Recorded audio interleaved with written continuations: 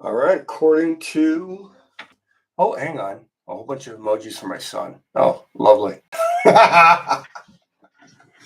All right, here we are tonight. I mean, this sounds good. Sure, someone will chirp in if I sound like some sort of David Lynch robot. So tonight I'm going to be working on the last of the Endless. And that way I'll be able to put a nice amount of money, hopefully if they sell, a nice amount of money to my local food bank. Sorry, I'm talking away as I'm like coordinating things. Hey, Anzan, how you doing? Sound just fine. Oh, I'm so relieved that there's like this little ball of anxiety every time I go live that something's going to screw up, and I'm just not technically proficient enough to know how to fix this crap. I should win a lottery and then hire an assistant to do all this for me, so I can just walk in, roll into my smoking jacket, and start drawing live.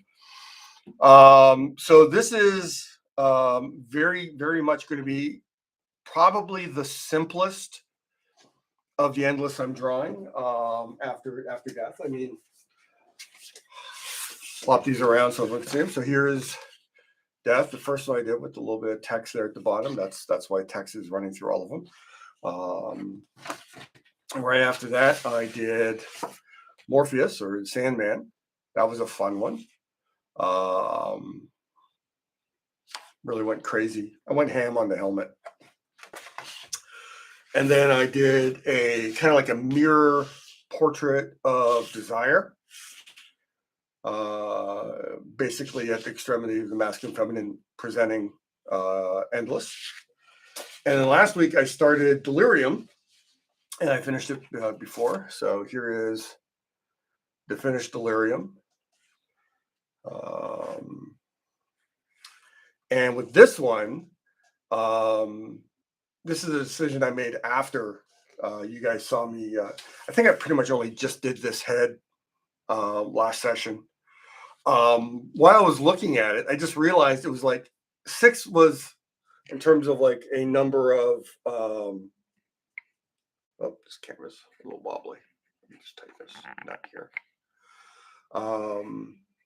6 seemed like a lot of drawings, but considering how all over the map Delirium is, I realized 6 isn't enough.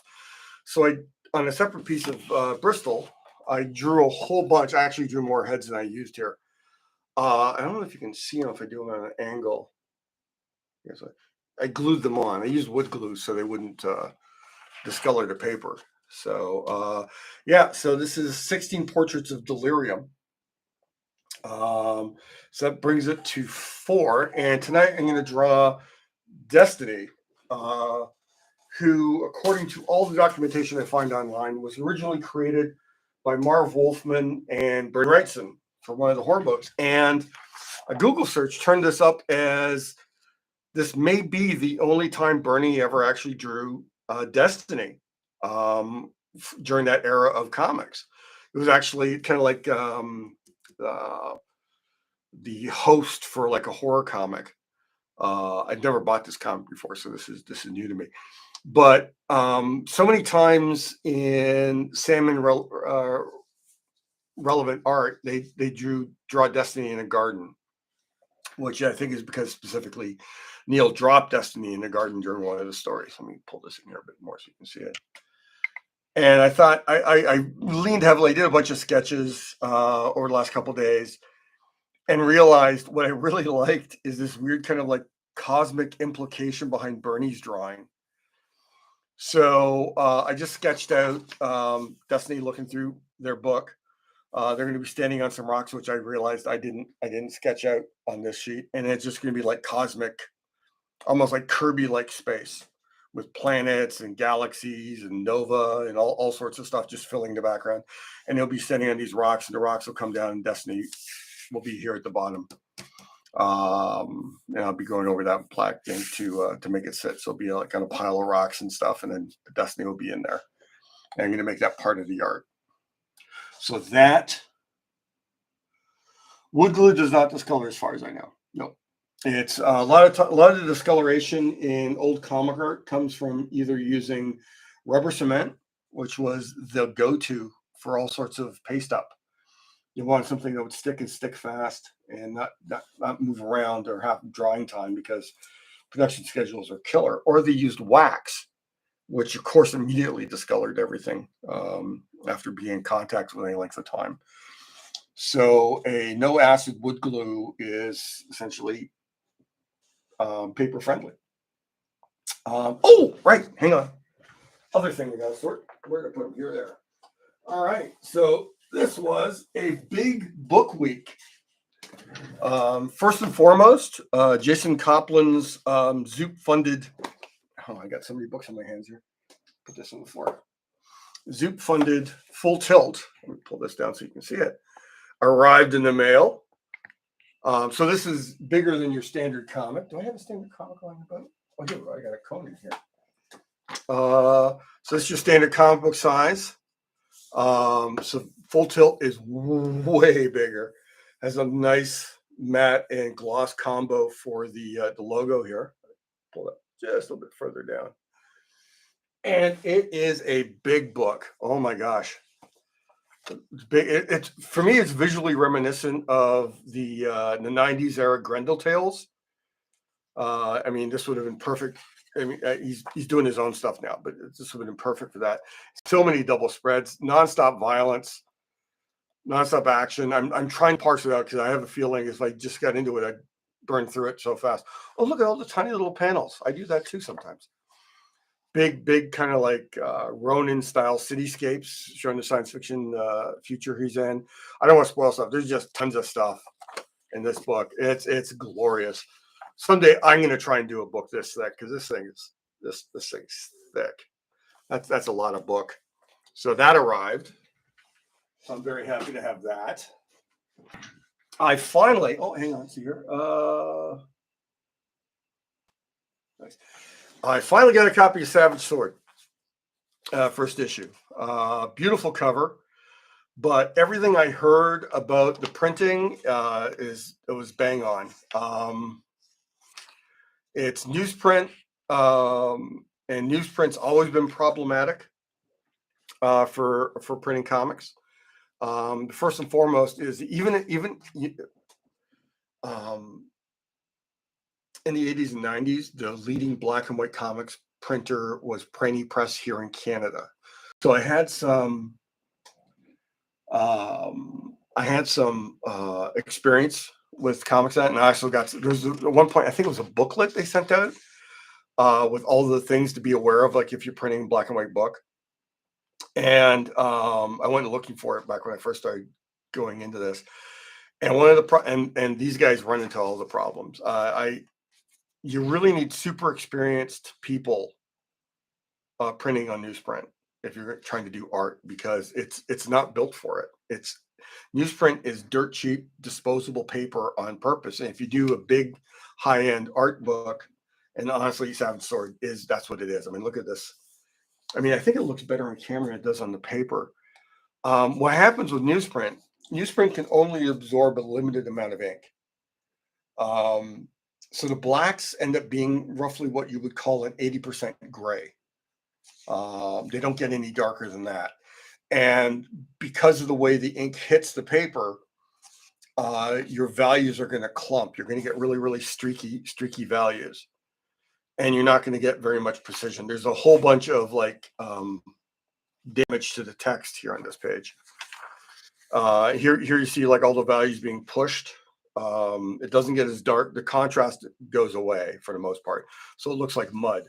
So again, this map, I'm looking at my laptop. It looks better on the laptop than it does in person. It's like you're looking at it in a darkened room in person. And then when you have in here, like you can actually see patches where the ink didn't stick to the newsprint in like this otherwise solid area. So it adds all this texture to the page, obliterates all the details. She did so many beautiful details in the shadow areas here in this piece. And then you have this artist, he's digital. So a lot of his, and I believe he did it in color because he was told they might do reprints in color later.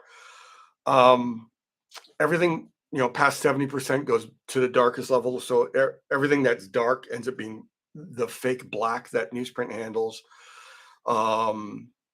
there used to be a rule of thumb: if you're printing a newsprint, other than your line art, nothing else should go past 50% in terms of value. I mean, I've seen this in color, and this horse is not black all through here. This is just, I mean, if I was these artists, I'd be disappointed. I'd be very disappointed. It's very muddy. So I've been told that they've been doing a huge amount of like retooling ahead of issue 2, which is coming out in a few weeks, I think. So hopefully they address it. I honestly, there's no way they're going to find a printer press. I mean, the Safina piece works pretty strong again, because that's about a 50% value, and everything else is lighter than that. And then you have the black line work. So I think this is probably one of the few pieces that comes out intact through this. You can just look at. Oh, I didn't get that cover. Oh no. This one's probably the most popular image. It's just mud. I mean, it just steps all over what Joe did, and it has nothing to do with the publisher. Has nothing to do with the artist. Has everything to do with the interaction of less experience at printing quality artwork on newsprint. And when you consider the last time this was significantly done was like the 90s.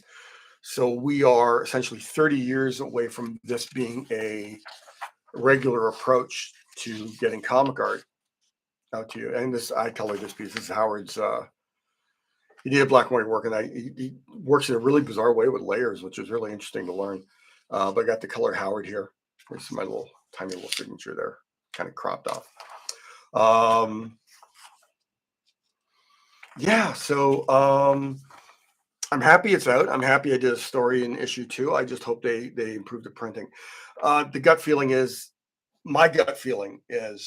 they should just step up to a slightly higher quality white paper.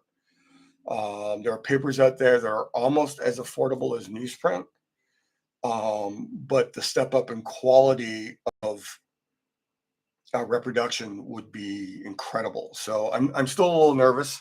I know they've had meetings to address this because the complaints were pretty universal.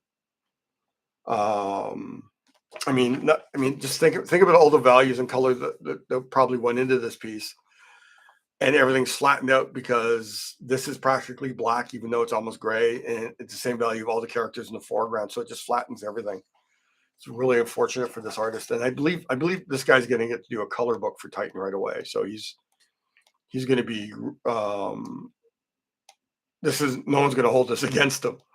Hopefully they do a color edition of the book, as again he apparently Maximum Fastener. Yeah, he's doing the big mini series next year or this year even. And apparently he's doing gorgeous work. So good luck to him. So yeah, Savage Sword. I was prepared to be disappointed by it, but yeah, that newsprint. I was worried about that. I gave my heads up about that like right away. Also yesterday, I met up with the publisher of the Frankenstein Visions book, which I did a cover for. And it's a beautiful little book, Slam Press Tomes. Does he have a link here? No, he does not. That's not great. It's Slam Press Tomes. That's the logo, if you're looking for it. I believe you still got copies of this and the Dracula Visions. A whole bunch of Daniel Govar. You got Tony Moy in here. Got some stuff there's Tony Moy. There's some pieces I cannot show because Kalman went and drew Peen. But also on top of that, they managed to do black and white versions of the covers in the back. So there's Adam Gorham's cover, Ken Lashley's black and white line work for his cover, and you get to see my cover in black and white too. Yay! So I think that turned out really nicely, and that's nice printing. So I got a couple of copies of that, so I'm super happy with that. In terms of buying, I bought 2 things apart from Savage Sword. This came out. I had no idea this was coming out. This was just bonkers to see this. So DC printed an oversized, like Treasury edition size Batman comic with some Neil Adams and Irv Novick working there. So it's just beautiful to see. I mean, this is the type of paper they should be printing Savage Sword on. It's not much heavier than newsprint. It's whiter, and you can see how much, even though they're printing in the old film cut style, the blacks look black. The colors are holding values, so you can get a nice range of values here. This would be so much better to print Conan on. But it's just great to look at the 70s era comic art. I mean, just the way Neil Adams drew these super funky eyes on Ra's al Ghul that make no sense whatsoever. And seeing it this big, because I mean, I've only seen it in the comic before. It's just gorgeous. I think it was like $15. Hang on. Yeah, $14.99. I think I paid US price for it. For this big a color book, I mean, yeah, it's a reprint. Yeah, DC didn't have to pay anything. There's some great Irv Novick stuff in here. And by Dick Giordano, so it kind of smooths off the differences between Neil and Irv. Just wow. I'm still enough of a fan at heart to look at, this classic early comic stuff and go, look at what they did. I mean, part of the old pro looking at this for this size, it's like, oh, look at the mistakes that no one noticed before, which is good for my ego, but it's just wow. This was cool. So if you get a chance and you're a fan of Neil Adams or that era of Batman and Robin, and you want to see it big and nicely printed, this is the thing. So this was a big surprise. And the other thing I got, see, I did say I was going to do books start of every episode because people wanted. So it was the 30th anniversary of Hellboy being published this past Friday. Now, had I had the time, I would have happily done the 30th anniversary Hellboy piece. I might even still do it, although it's later. But when I was at the comic shop, I saw this. It is the Hellboy Artisan Edition, and the Artisan Edition are the smaller paperback versions of the artist editions that came out in hardcover before. Like I've done things where it's like I have the big Bill Sienkiewicz, Elektra, New Mutants artist edition, and when this came out in paperback, I got it too, because I know I'm going to go through this more often than the big book. So I think I'm pretty sure I missed out. Yeah, I remember having this one. I missed out on this one. This one sold out. I think you have to drop like $500 or something to get it now. But it's in paperback. It's still oversized from the comics. The printing quality, you still see everything the way they're presented. So this is photographic, not scanned. You see the blue line stuff. You see the values in the inks when there are models values. You can see here in the shoulder, it's like a little grayed out here. And it's just an absolutely gorgeous book. $50 Canadian, I think. Probably less. Let's see here. Probably less in the US. Yeah, $39.99 US, $53.99 Canadian. I don't know how long ago this came out, but I just saw it for the first time on Saturday and snapped it up. Absolutely gorgeous. Oh my God, I can never get enough of any era of Mignola. Every time. Like I like his now he draws things that looks like they're all made by clay, handcrafted by clay. I just love that new designy softness to his work. And I know some people hate the style changes. I love the style changes. I think the style changes are great. It shows growth. And it seems like he softened the style. His compositions, as his style changes, his composition storytelling just improves. His page design is. I love. If you can see this, you can see like looks like he did it filled it in with a Sharpie, and you can see like the overlap of the blacks in that black panel. I love it. I don't think I'd ever use a Sharpie. I've drawn things at different times with like Sharpies before I knew better. You know what? I think I'm going to grab something because I just saw it the other day. But this is honestly, you're a big Hellboy fan. This is the book you want in your collection. It's even got some of the classic ones, like this one. This feels like there's a series of short stories Mike Mignola did with Eddie Campbell for Metropole, and this feels like that, right? Like the weird environment, giant monster shows up, big stupid fight, big explosion. and it's done. I think this is actually like just a preview for Hellboy. It was like a teaser. So he did a few of those. But my favorite part about this is you get in here. Oh yeah, it's the X-Men crossover. Very early Hellboy. The corpse.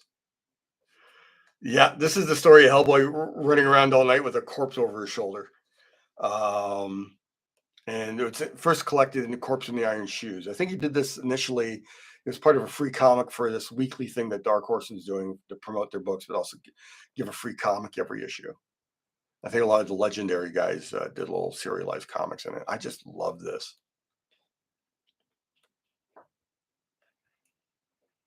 So good. Giant pig man with Hellboy gloves. Just a design aesthetic that runs through everything. Just love this. Just love this. I'm gonna quickly grab something before I start anything. I'm gonna quickly grab something and show you the dangers of Sharpies.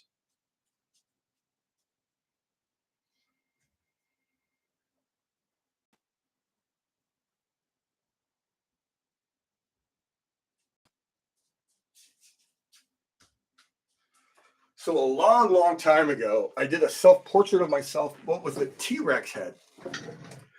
And at the time, it was just a marker I liked using, but I didn't realize it was dye-based ink. So it's turned this funky orangey sepia color.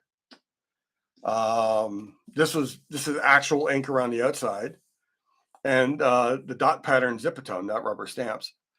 I actually let the dots run over the teeth there because it would just disappear into the black. So the drawing is still there. And you can actually see where I used little bits of black. You can see some areas where I actually used a different, probably a Pitt drawing pen. And this is probably where I started warming up, and I can see some of the line dying out. So I think that the marker I was using died. So I quickly grabbed what was probably a Sharpie and finished inking it. Yeah, and that's and this isn't exposed to sunlight. This is just the color dying over time. Yeah. So artists don't draw on Sharpies. Everything goes bad. Everything goes wrong. All right. So that's the book chat this week.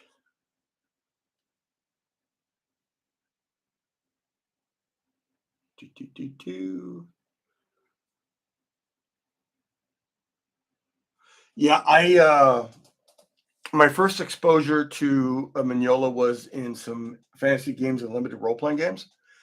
I did some illustrations for them, and I could see the Frazetta thing. So I was like, it was like Matt Wagner did some there too. A whole bunch of comic artists, Bill Willingham, Jeff D. They were all doing little side hustles, doing illustrations for gaming companies. I guess because comics paid so terrible. They still do. Paid so terribly back then. Yeah. So then he did the. I think the next time I saw him, I think he'd done some Marvel stuff in the interim. But the next time I actually saw him doing the whole job himself was Corum for First Comics. Hey, Paul. Oh, okay. You gotta get a good night's rest, man.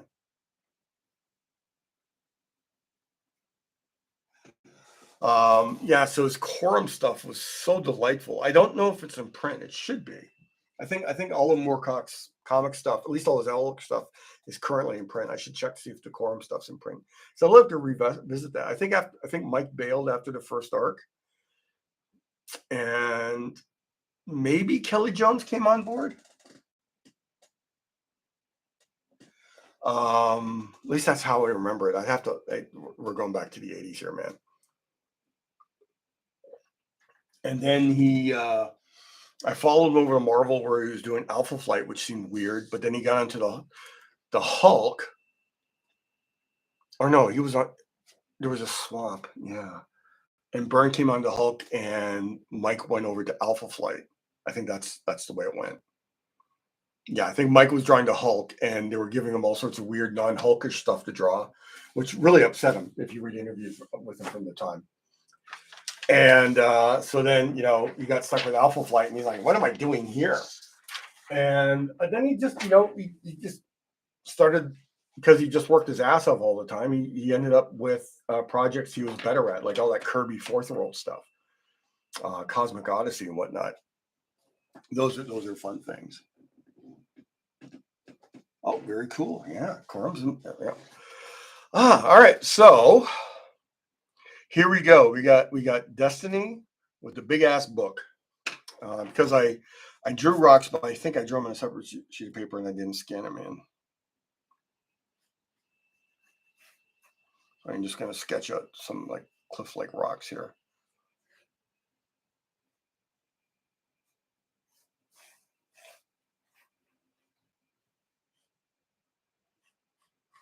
Pull this down there a bit more.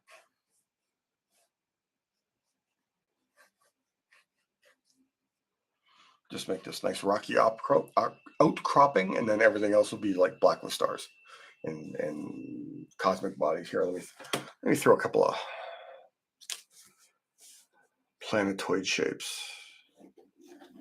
Probably should draw this with a harder pencil, but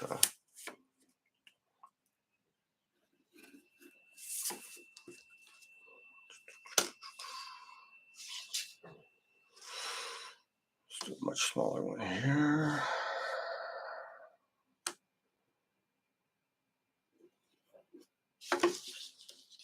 And maybe a really tiny one up here. Might change my mind when we get to these. Basically, you can't change your mind until you make a decision. That's I think one of the key lessons to learn as an artist is staring at the blank page and not doing anything is a terrible way to begin something. You start drawing something right away. Right away. Draw something. Put some lines on paper. Because as soon as you have lines on paper, you can decide whether or not they're the right lines or the wrong lines, and you can get rid of them. You can make new lines. It's when you don't have anything there, your brain's not responding to anything. This is why the ideation process, like if you remember correctly, and it's still up there, my layout for the first witch page. Basically, how much I change my mind, and every time something's down there, you get to react to it. Is that working for me? Is it not working for me? And the not working for you part is just as important in the early stages of any sort of work as the it's working for me part. Just using a kneaded eraser to pull some of the graphite off the paper so I don't smudge the hell out of it. You can still see the lines, but the excess stuff, the smudgeable bits, the stuff you could use to make a tonal drawing out of it, that would stick to the edge of my hand while I'm working on the drawing and mess up my values. It's now off the paper, but I can still see the rock ridge I drew at the bottom here. So I can do that with the planets. You can still see them, but they're just lighter.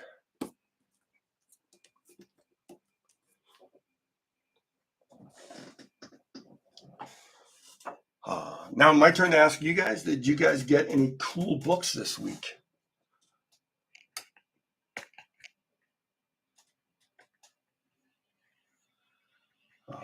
Or are you reading something, or did you see a cool movie? I was supposed to see Dune 2 again yesterday, but I ended up with a nasty headache from bright glare from the road. So I pushed it off. I desperately want to see it again soon. Let's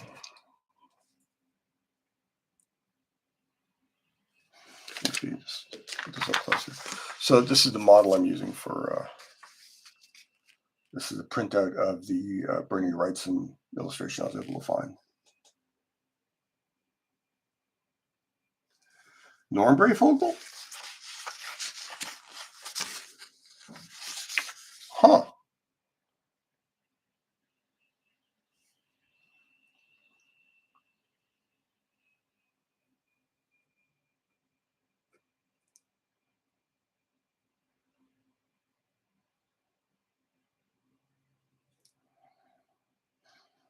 I always get the idea that Destiny was born old. So I'm going to do all the stuff that needs to be there to immediately get the idea across that he is a senior, scary, endless.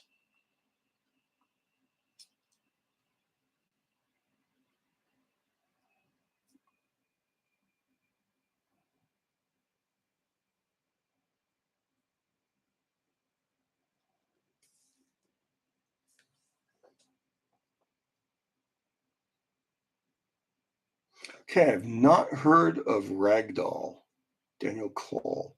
Is that a novel or?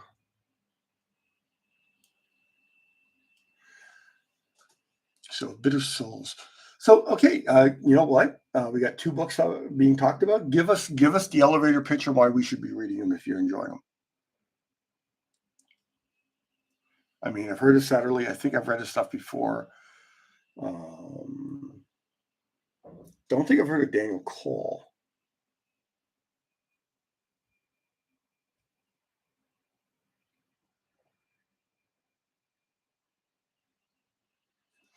I'm going to go right into shadow here.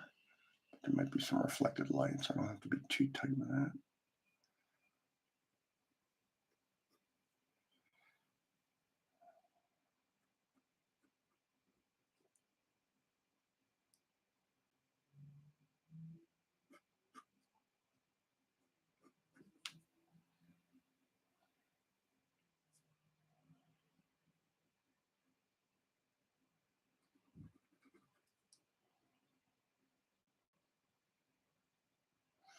Shadow coming down through there, go up there.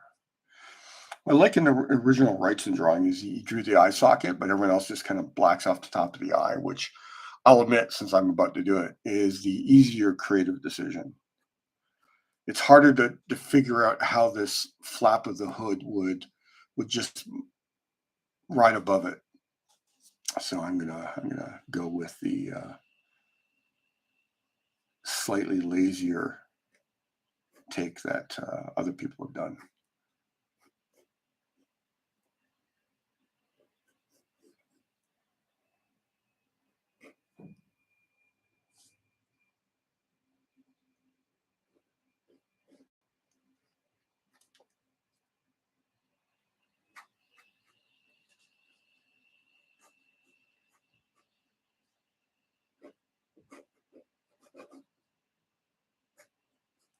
Let's see here.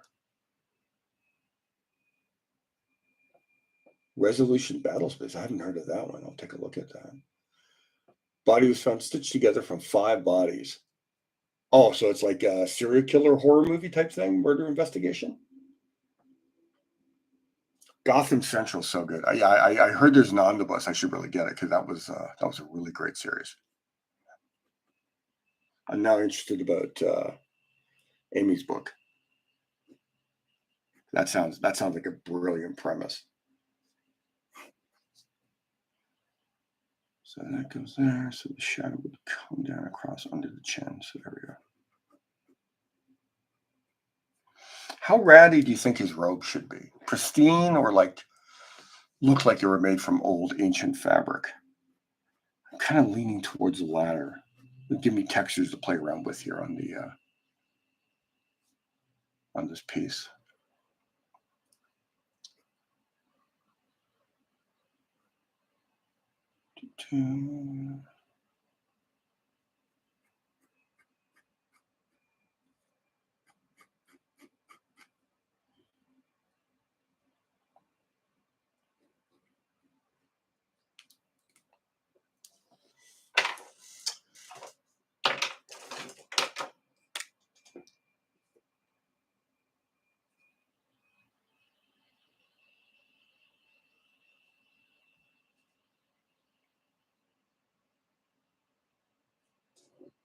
Ancient, yeah. I'm gonna put some textures into this, make it feel old and battered. The more I think about it, the more I want to do that.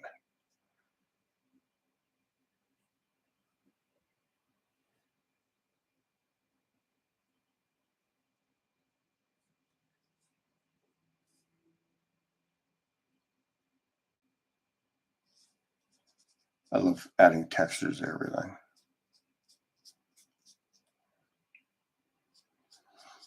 Yeah, just a reminder in case anyone's curious. So what's going to happen is this Friday, all 5 of the endless pieces are going to go up in my big cartel shop. Now, they're going to be in my usual 11 by 17 price range. I was contemplating doing an auction, but that usually doesn't end well. So what I'm going to do is they'll be up for a couple of weeks, and any of them that sell after my costs of like material and shipping and everything, everything's going to go to my local food bank because things are still pretty terrible out in the world right now. And I think given the chance, it's a good idea to help people when you can. So that's how I do it. If you've been following me on social media for any length of time, you know that food banks and the Here Initiative are my 2 biggest charities that I lean into. I like the little. Everyone else gave them like slopey shoulders. I'm going to give them the pointy shoulders that Wrightson gave them here. Yeah, so it's like I can't.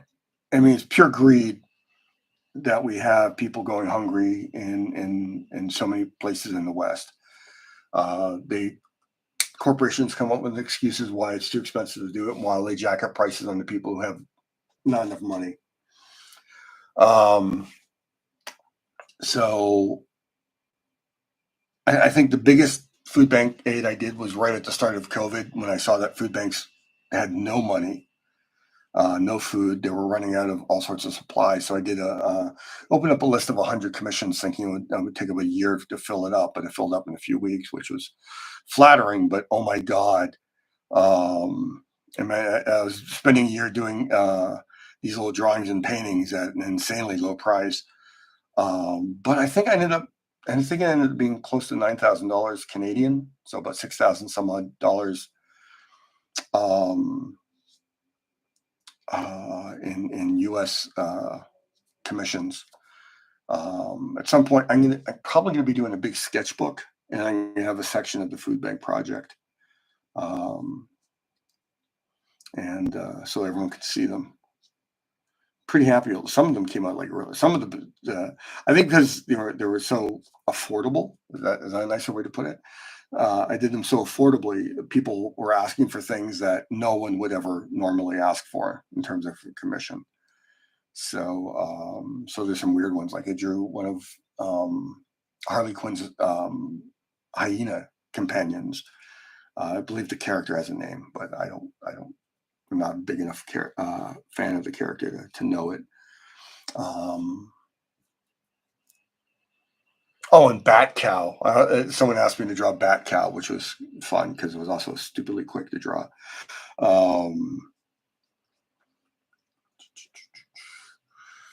The chain. I can figure out the chain. I should probably pencil out that chain. So this will be rendering.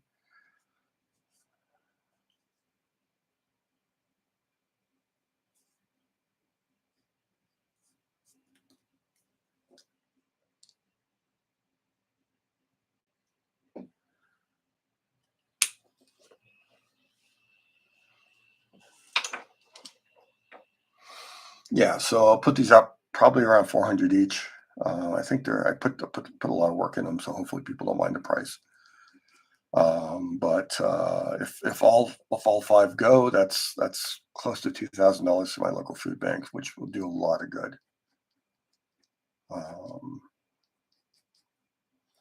So yeah, so that's what I do with. I did have one ex-friend who got upset with me for doing this. It was a really weird interaction where I was saying that give back when you can because at some point you're going to be down there, and his stance was if you keep giving it away like that, you will be in that situation and it'll be my own fault. And I was just kind of like, ooh, that's not good. And so that kind of ended that friendship.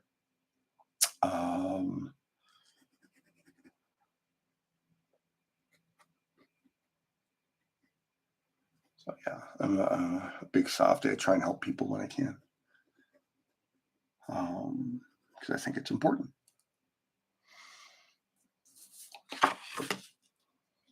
I want this to come down like that. Do I want a pointy sleeve? Yeah, I do. Let me puzzle out that chain first. Chains are one of those things where it's like, no matter how many times I draw it, I always find it difficult. I'm continually trying to visualize chains, or I should probably get some like chains, like go buy like a couple of feet of chain to have in my studio as reference. Hello, Nilla Wafer. Thank you for liking and subbing. Welcome to the stream.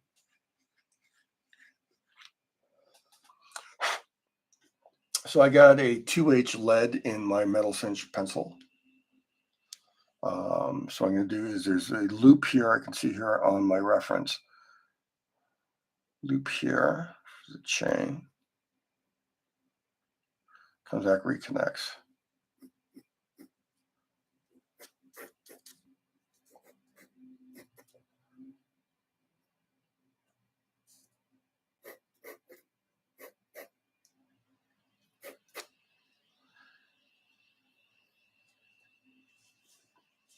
Do a cool thing where it's like that. So I'll just do.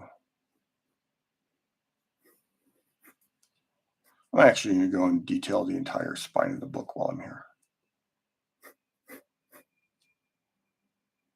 It's got that wrist cuff, really heavy one. And the chain connects to that. So I'm going to do the links through this. I'm going to talk you through comic artist Sam Keith. No, this drawing is by Bernie Wrightson. This is, as far as I can tell, the first drawing of Destiny in DC Comics. Back when it was created by Marv, Wolfman, and Bernie Wrightson, before Neil Gaiman used them. So I'm actually using that as the inspiration for this piece. Now, the trick with chains, according to one friend who draws chains a lot, used to draw Ghost Rider at one point, is you treat them like almost like a rope or a roll of paper.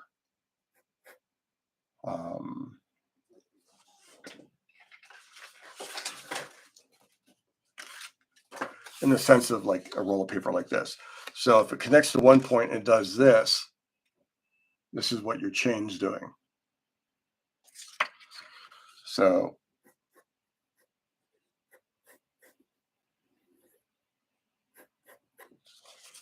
and the reason you do that is because your first link is a little box. If you can see that. It's a little box connected to that loop.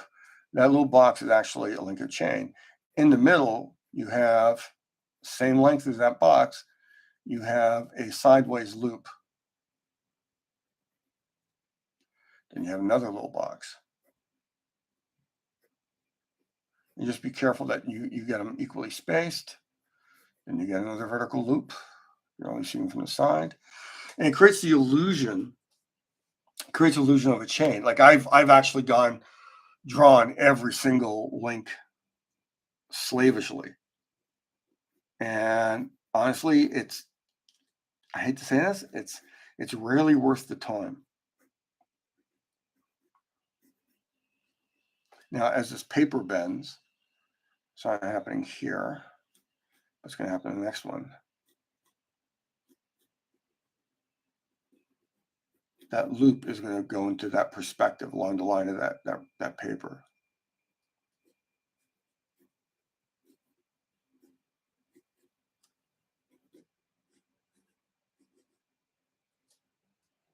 And you just plot it all the way through. Now, a lot of this chain is going to be in shadow.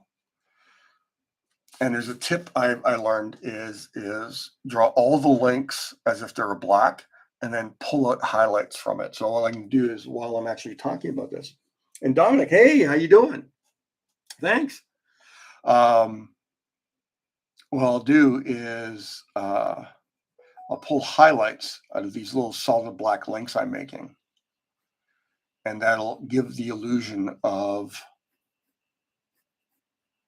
that I drew all the chains in detail. So let me do that.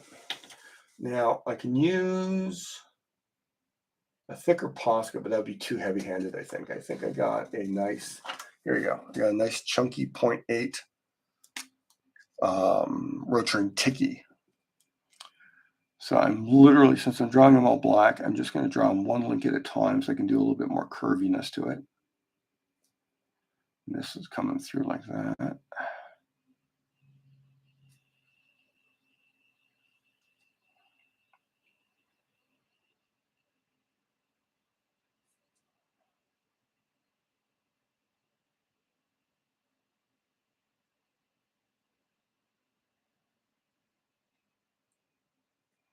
Give them a little bit of weight as you go through. Here's another central link. And the fact of the matter is, even when you're seeing the link from the side, you're going to see like the far thing. So a lot of times I'll just put an extra little bit of line there.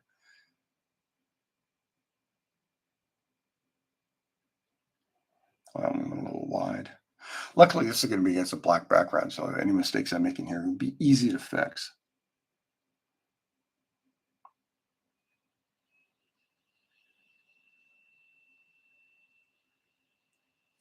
Actually, thicken that one up a bit more too. So that works.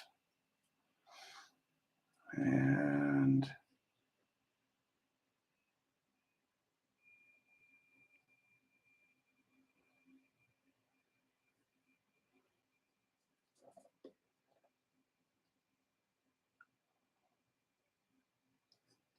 this is where when chain bends, and again, it would be great if I had a chain to show you guys. When chain bends, that profile thing will often fall away because the gravity pulls the link around in different directions.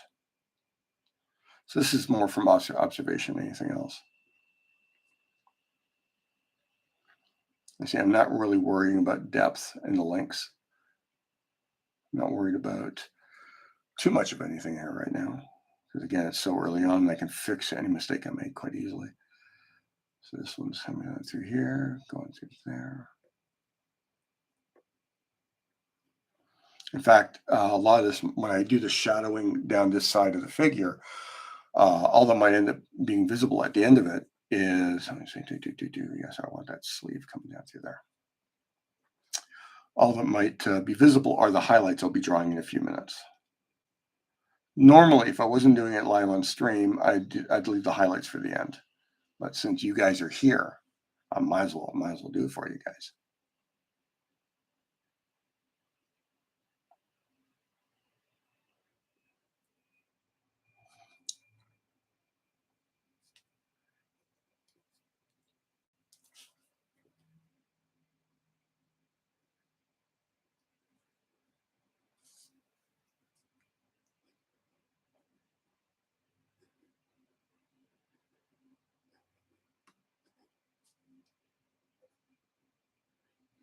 Thicker, go through the curve there.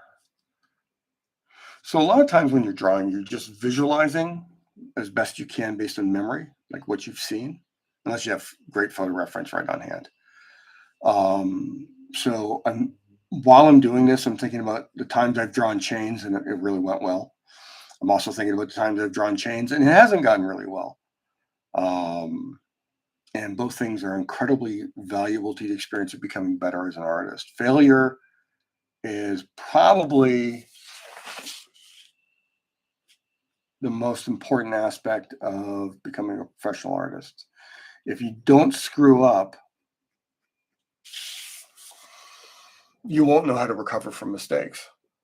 Now, if you never make mistakes, well, lucky you. I'm jealous. But as a traditional mortal, I have made tons of mistakes. So I want that arm down. So sleeves coming down through there, and then we're gonna have a swoop of his clothing coming down through there. Okay.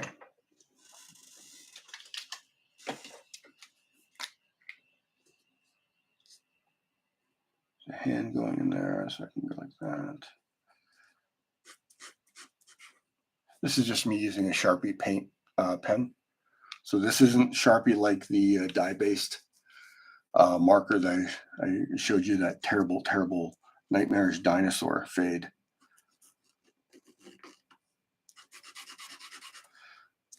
Because this part of the figure is going to be solid black. That's going to be solid black. Allows me to go around the chains. Consider what exactly I need to reveal as I go through here.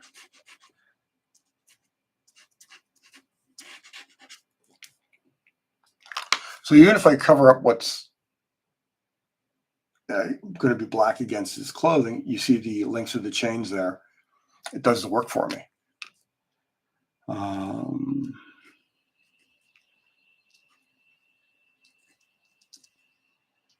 Residual elements of white showing through here.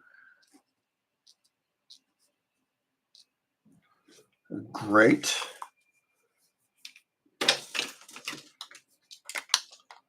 Allows me to keep track of everything I've drawn so far. Oh, so this is a Posca. It's not like the Molotow. Molotows are refillable, and you can buy replacement tips. The Poscas are not refillable; they're disposable, and you can't buy replacement tips. However, if your fiber tip turns to mush, you can literally turn it inside out. You can just pull it out, stick the other end in, and it still works until it runs out of paint. So that's if you're using Poscas, because I like Poscas, so I use them a fair amount.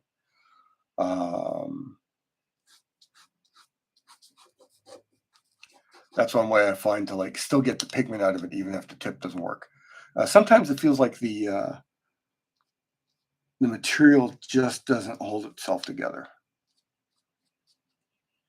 Okay, I don't know if you guys can see it, but I can actually see a value difference between the marker and the Posca. Part of the reason why I work that way.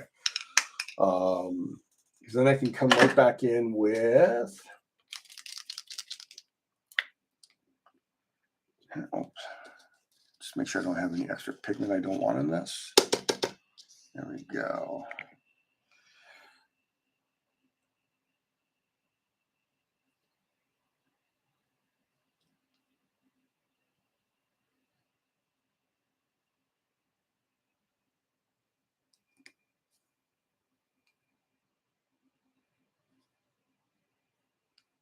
And if these lines come out too thick, I can easily go back in with a fine marker and trim them down a bit.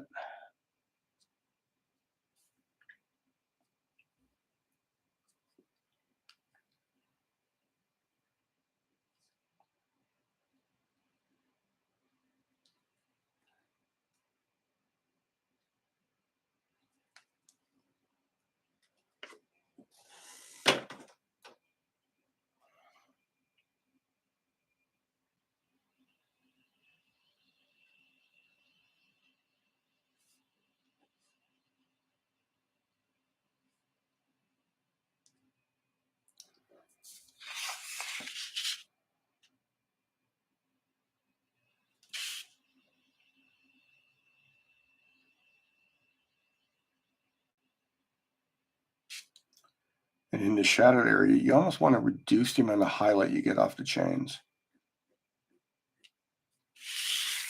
for them to read. So that should read like, chains. Chains.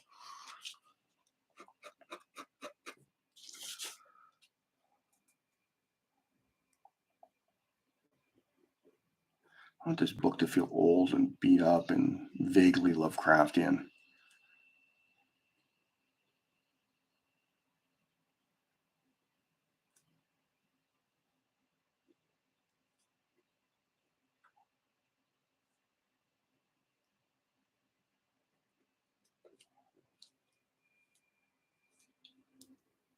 Oh, wow, we're almost at 8 already. All right, so what I'm going to do is, I think tonight I'm going to finish the book and the hands, and that'll be where I'll cut it tonight. It was an unusual amount of books to go through this week.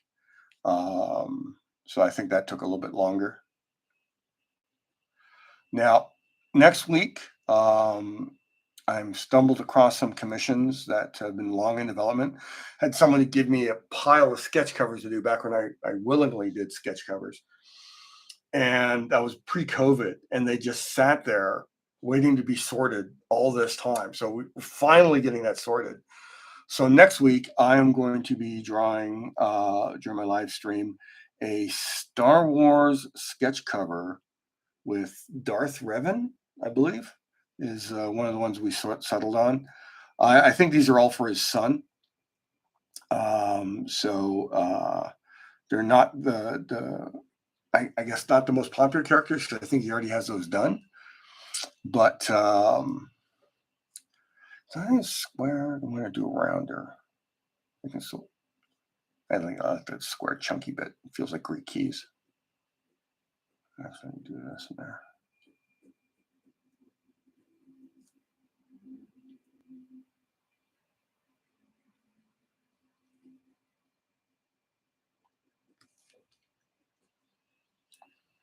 I may want more bony hands, so I might go back in and do some white paint on this after.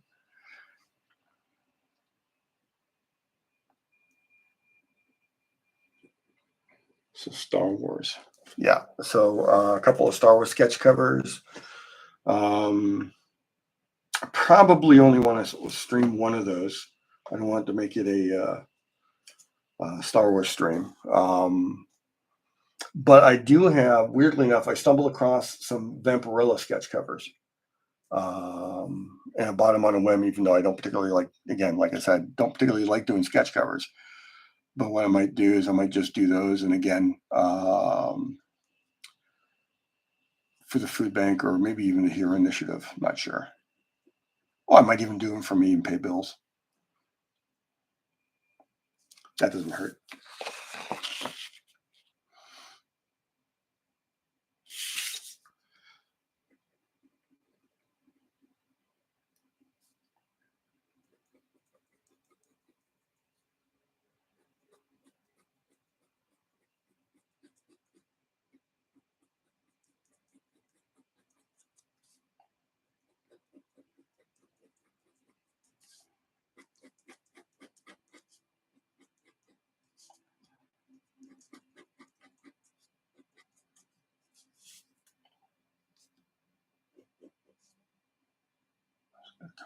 More. Yeah, you know what? I made a mistake already here.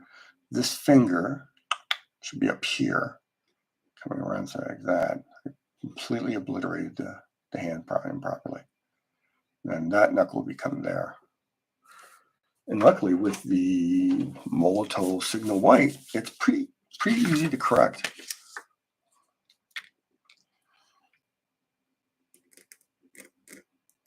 It covers so wonderfully opaquely.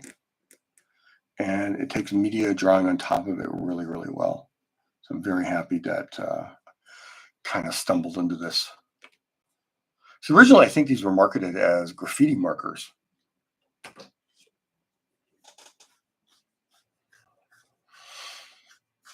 In terms of what I'm working on now,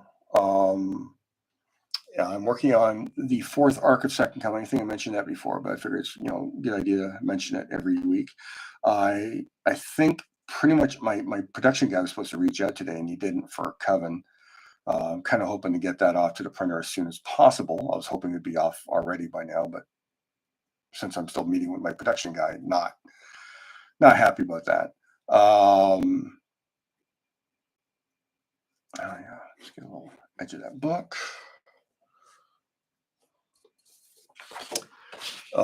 Then after that, I got 4 more issues and covers to do for Second Coming. I'm writing and drawing a short story also for Ahoy. More covers upcoming.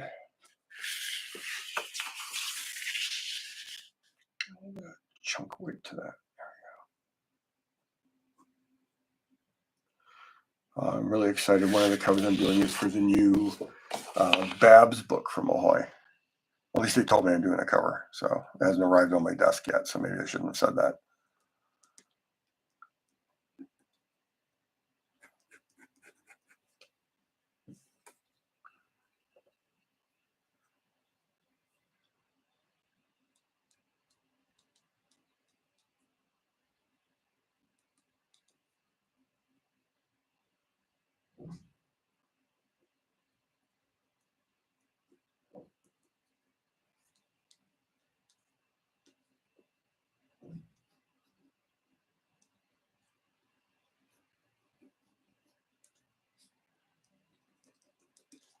Went a little crazy with the wrinkles here, but you know, why not?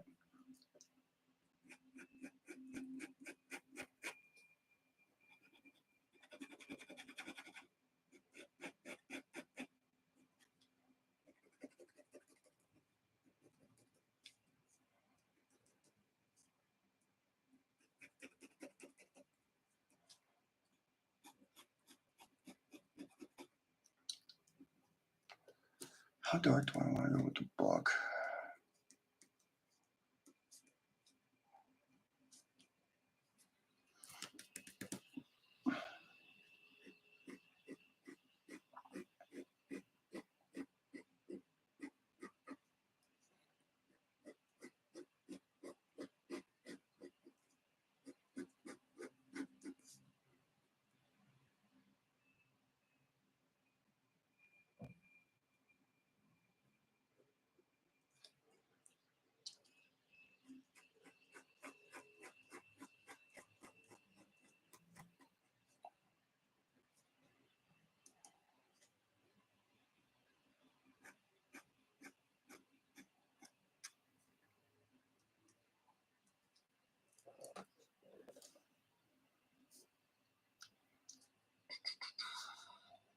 It's twisting out, so it's fine like that. I think I might have screwed this up.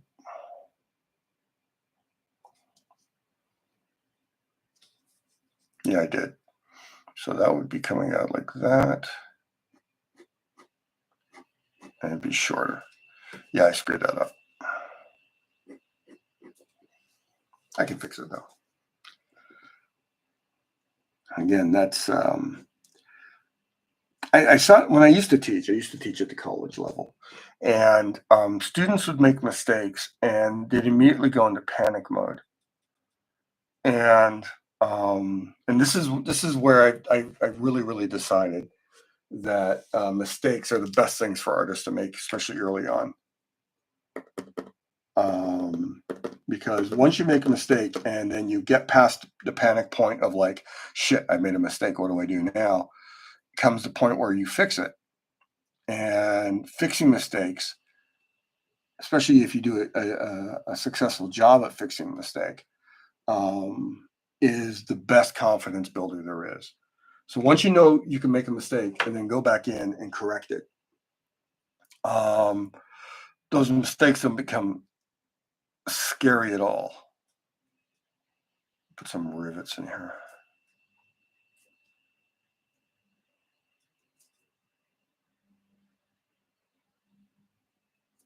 That's like noodly details, like this book is like really old and really important, which it is. I think I'm not drawing it as big as, I mean, it's gonna be impossible for that book to stay put there. It's huge. So I'm drawing like a just super thick book, but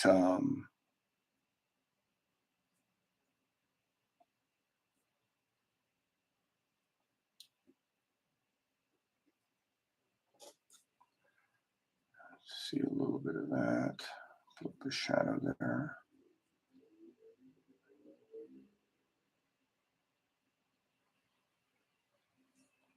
That one page is being kind of pointed up a bit. The thumb be cut off a bit.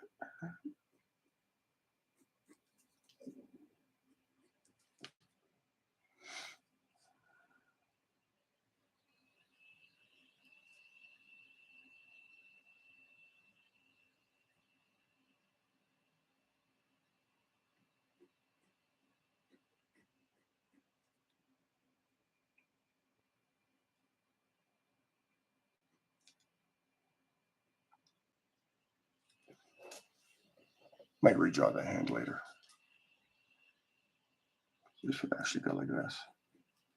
There you go. You know what? His knuckle would be up here.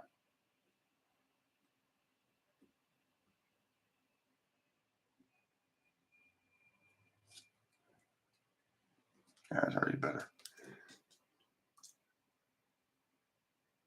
Hey, Matt. How you doing? I am also in Toronto, so it's Toronto to Toronto.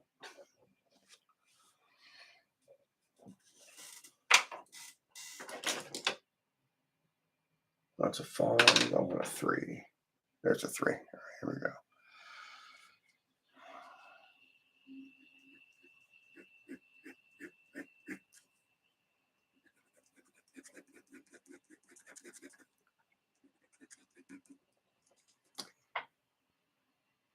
Thanks so much, Matt. Hope you're having a great weekend. I'm hoping that was the last of the snow we were going to get this year. Prepared to be disappointed, as usual.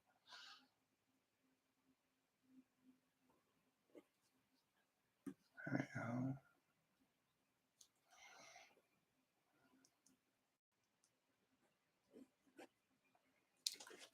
What I'm going to do is I want like a kind of like a fading value going down here towards the bottom of the sleeve. And instead of doing a brush where you very tightly, precisely control the value as it goes down, I'm using pen and cross-hatching so I can be sloppy like I like to be. You don't have to be as precise.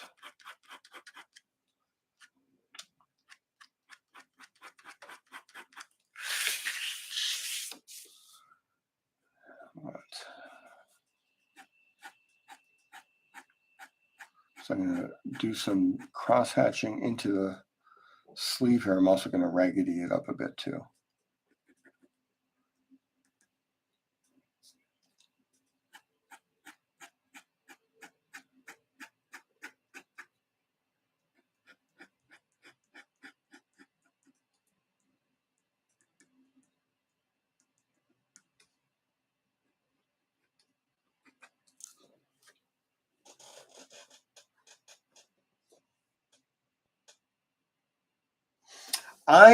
Scorpio High, I use all sorts of white paint. First and foremost, I will generally, because of its opacity and work over ability, as I'll use Molotow One for All White. It's an acrylic paint. Comes in this pen, which is a nice fine line. Allows me to do things like the highlights on these chains here. So I can draw white out of black. This has a real nice opacity, so it covers up black really effectively. However, I also use, quite often, I use these Pentel correction pens. They smell, they're alcohol. You can't draw over them as well as the Molotow, but it dries really, really fast. It can give you all sorts of really nice opaque effects. There's also a nice little side effect where if you go really, really fast, the line, well, apparently not now, the line breaks. There we go, like that. You have to practice on the separate sheet a lot before I do it on artwork. But you can get some nice special effects with that. I occasionally also use, when they work for me, these white Jelly Roll opaque ink pens. I find them not as opaque, so if it's basically I end up using them for like subtle whites out of black. I also use, of course, bleed proof white from Dr. Martens. Hopefully that's in focus. I generally use this with a brush, or when I'm doing splatter effects. I have an old Batman jar that's just full of dried up white gouache and a toothbrush. I just add a little bit of water to that, rub the toothbrush around the edges because that's where it all goes, and I splatter to my heart's content. I have in the past also just here's another one. Yeah, here's two other ones I should also mention because I use them often. I use the Posca white pen. It's quite a nice white pen. It's not as opaque or as waterproof as the Molotow, because I think this is a water-based. I think this is a gouache ink. It gives me a reasonably nice white line. But it's again not as opaque as the Molotow, not as easy to draw over. But this is what I used for years before I discovered the Molotow. And here's another acrylic paint marker. It's I think it's like one of these little weird indie brands off of Amazon. It's It's okay on waterproof surfaces, like if I'm going over black acrylic ink, um, it doesn't bleed in. But if it's going over something that's water soluble, it turns gray. Um, but it has its uses still, even though it's kind of most everything's been pushed aside for the Molotow. But I still have them. I still use them. It's an acrylic white paint pen, so it's really handy. Um, this stuff's good, but I don't think to use it as often. It's Eon's white ink. It's really more for like a dip pen or a brush. Um, it's supposed to be more friendly to brushes and dip pens, so it's thinner than the Molotow. So I generally just use the Molotow, but it's good to have the options. So that's my range of white paint options. Well, I mean, someone asks a question is because they want to know. It's like that's the whole point of making yourself available like this. I mean, if someone is interested enough to ask the question, they deserve as thorough an answer as you can give, at least to my mind.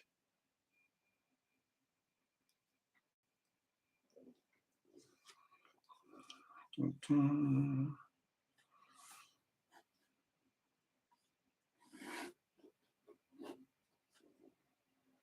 might do something flary with that, but I think I want to. What's up there? It doesn't have the chain on it, so the sleeve will be there. Oh, you know what? The sleeve is actually going to be further over here. So I pull this through that.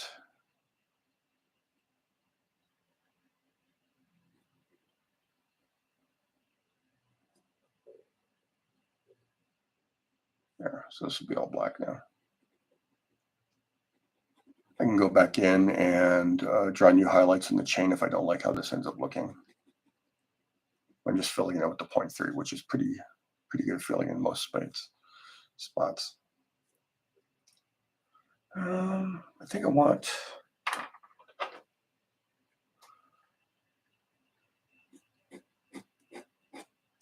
to go around there a bit.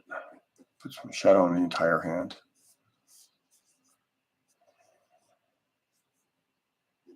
Let's get this robe coming out.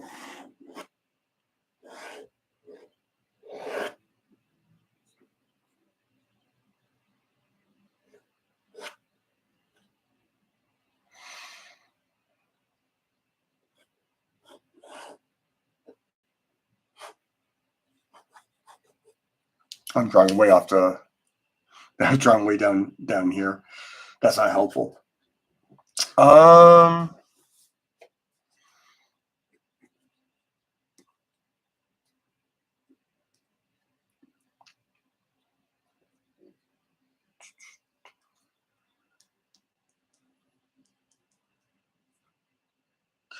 Actually, I think this book would create more of a shadow all around.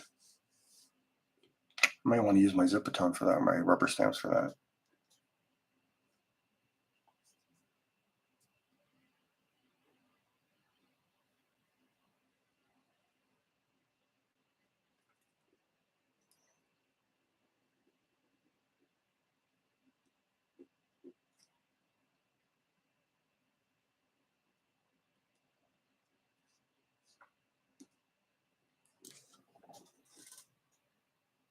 Okay. Yeah, this will probably end up being some Zipatone just for a different texture to give the book its own little standout bit. Everything else is going to be like space and stars, all those special effects things, which are just splattering and it would cover the entire camera here with ink. We're at 8:16. I think this is where I'm going to call it. I think I'm going to call it here because otherwise it's just like the rendering of the rocks in space. And again, lots of white paint and black paint spatter. So next week. All right. So by this Friday, this will be done. I'll be posting on social media. It's probably posted by Tuesday at the latest. Everything's going up on my Big Cartel shop on Friday. Again, all the what would otherwise be profits are going to be going to my local food bank. I'll probably be doing the Star Wars sketch cover next week. And that's all I got. If you want to support me on Patreon, $1 a month, my Patreon's right there for you. Richard Pace Patreon. Here on YouTube, I'm over on Blue Sky and Instagram. Everything's Richard Pace. Trying to keep it as simple as possible. I want you all to have a not a big fan of the Star Wars. You know what? Okay, you know what? If Star Wars is not the thing, you know what? I really want to do that 30th anniversary Hellboy piece. So how about this? Instead of Star Wars next week, I'm going to do Hellboy. All right, let's just do a big old Hellboy piece next week. Mainly because I kind of really want to draw Hellboy. All right, everybody. I will see you all in a week. And have a great time. And hopefully you all can make it back next week.